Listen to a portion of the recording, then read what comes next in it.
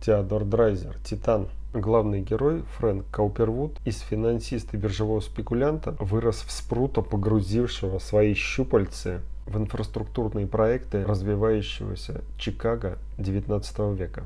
Он не просто поучаствовал капиталом и посмотрел со стороны, он начисто перекроил транспортный порядок в Чикаго. Процессы оформления концессий в муниципалитетах вряд ли представляют интересы сейчас. Схема стара как мир. Финансируешь предвыборную кампанию в местную думу, выставляешь туда своих петрушек, прикармливаешь чиновников в мэрии. Если не голодны, то старая схема, шантаж. Был бы человек, а дело найдется. И тащишь потом туда любой свой проект на реализацию или закон в своих корыстных интересах.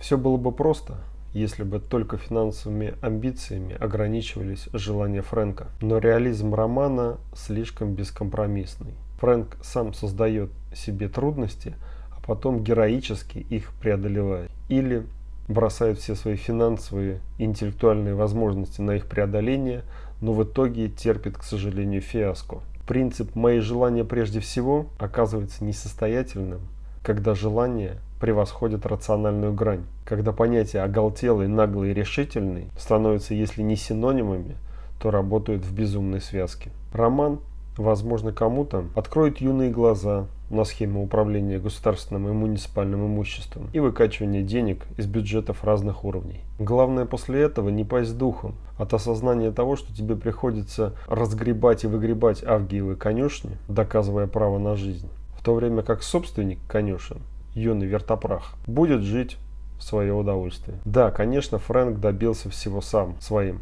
упорством, иногда даже коварством. Но его необузданные желания сыграли с ним же злую шутку. Пусть общество, хоть и одурманено религией, профессиональными моралистами, формирующими сомнительные товары в виде индульгенций, но оно едва ли лечится от этого дурмана жизненным опытом. Созидательная сила Вселенной в порождении, в их бесконечно ослепительном гении и уравновешивании их порождением типичных серых масс с их бытовыми насущными проблемами.